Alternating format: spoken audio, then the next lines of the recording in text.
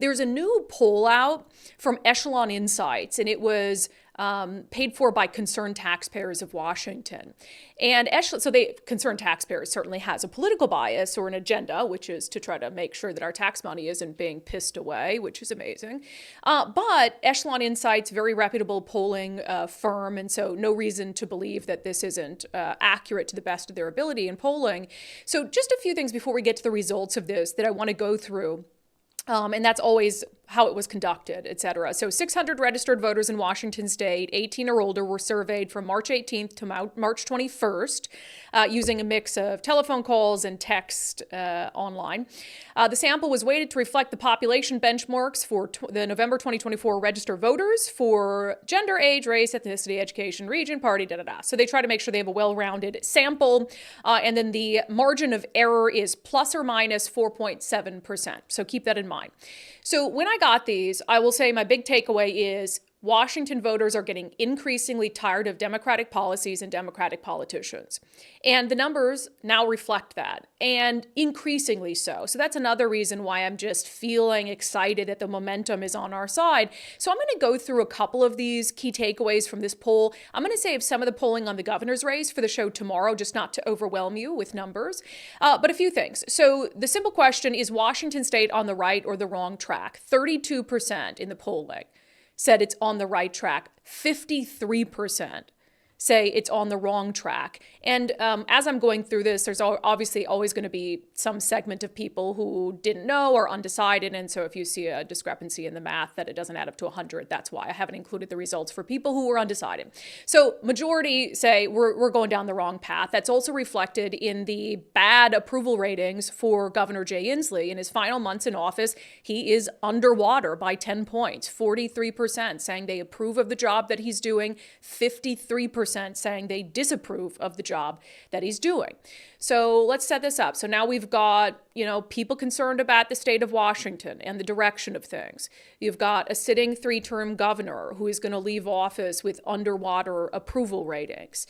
And this kind of angst among the electorate is also reflected in their desire, it looks like, to overturn some key Democratic policies. So this polling looked at the support or lack thereof for the 3 initiatives that are going to be on the ballot in November. And these are huge initiatives. There's going to be a lot of money spent trying to oppose them, but they are overwhelmingly popular. I know there's a big segment on the left that is going to hate to hear that, but these initiatives are overwhelmingly popular according to this polling. So let's go through it. So Initiative 2124 to make the long-term care program optional. 65% of people polled support that change, that amendment to the current program. 21% are opposed. 65%. Why? Because it's common sense. Hey, if I want to use it, then yeah, I'm okay paying into it. But if I don't want to use it, I don't want to have to pay into it. If I'm not going to benefit from the program, yeah, I think it ought to be optional. I don't want it to be a socialized program. 65%, that's huge. SEIU, the Home Healthcare Workers Union, can't be too happy with those numbers. They also asked about repealing the cap and trade program, which of course is repealing this system that is raising gas prices at the pump by auctioning off carbon credits. This again, I can't imagine Jay Inslee's too happy with these numbers for his beloved Climate Commitment Act. 53% of people polled said they want to repeal the thing. 29% said no. 53%, that is significant. I mean, there's a big segment that's undecided, and so there's going to be a lot left up to who fights a better fight between now and November, but they're certainly not getting the results they want there. And then on the third and final one that's going to be on the ballot in November, Initiative 2109 to repeal the capital gains tax. Now, this does not surprise me that this is the one that is going to be the closest, because I think it's the easiest sell for the opposition to say, oh, this is just about taxing really rich people. Why would you want to get rid of that? Because they're going to help us pay for schools and all this stuff. But right now it's still doing better. 43% say yes, they want to, even with all that misinformation and fear-mongering out there, 43% say yes, I want to repeal it. 38% say no.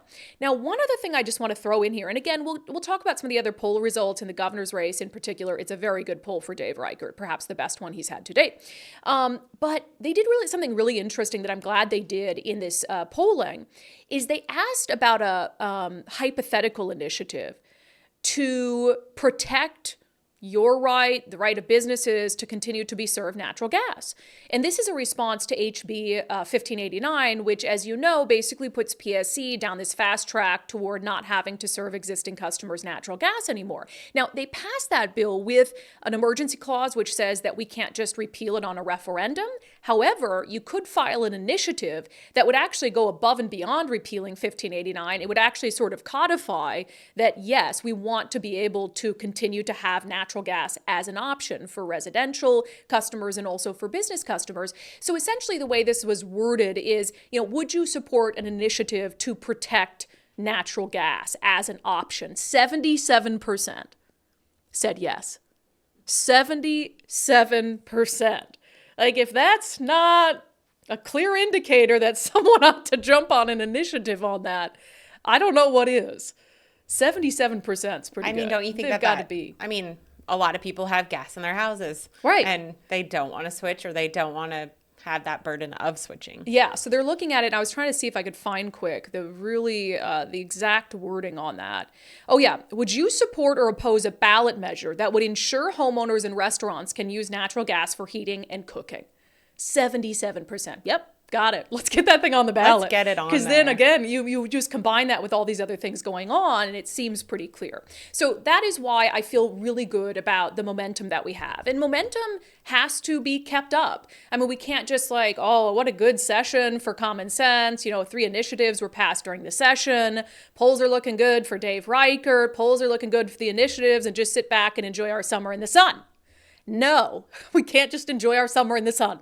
There's a lot of work to be done. And that's why on our daily subscriber poll, which I'll get to later on in the show, I had asked you guys basically, what are you doing? What are you going to do to keep up the momentum from now until November in terms of helping political candidates that you like, in terms of helping to support ballot measures or these initiatives? And look, I don't care. If you want to support a candidate that I don't support, you do you, 100%. I still want you to be actively involved and civically engaged and all of that stuff. I wouldn't be like, don't hang up a yard sign because it's not for a guy I like. No, you do you, and then we'll see who comes out at the end of the day. But I think there's a lot of us in the common sense realm who want the same things.